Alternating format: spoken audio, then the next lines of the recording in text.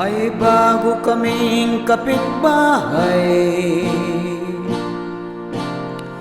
gwapo at macho na tunay.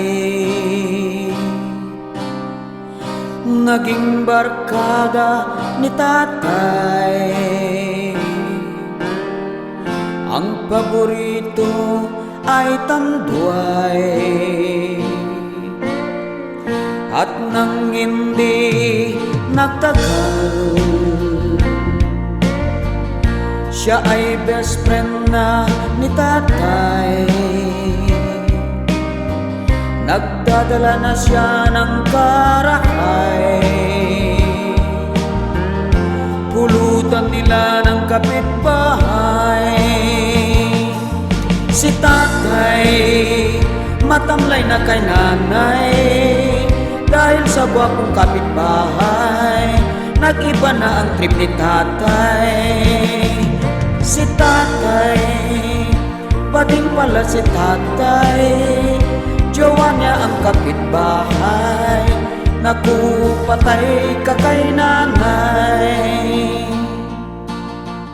Nang madalas na si tatay na pumupunta sa kapitbahay, nagdududa na si nanay. Sumugod siya sa kapitbahay. Si nanay, inawan niya si tatay. Sobrang galit si nanay, hinilang pa uwi si tatay. Si nanay, hinampas niya si tatay. Naglalandi kasi si tatay sa gwapo naming kapitbahay.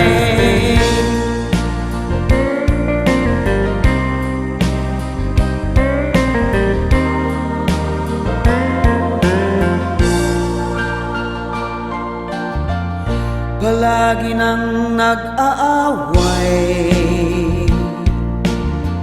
si nanay at si tatay, dahil sa aming kapitbahay na nilalandi ni tatay. Si tatay matamlay na kay nanay, dahil sa gwapong kapitbahay, nag-iba na ang trip ni tatay. Si tatay, pating pala si tatay, jowa niya ang kapitbahay. Naku, patay ka kay nanay. Si nanay, sobrang selos kay tatay. Binugbog niya si tatay, gusto na daw makipaghiwalay. Si tatay, nagalit din kay nanay. Ngumiti lang ang kapitbahay, kabit din pala siya ni nanay.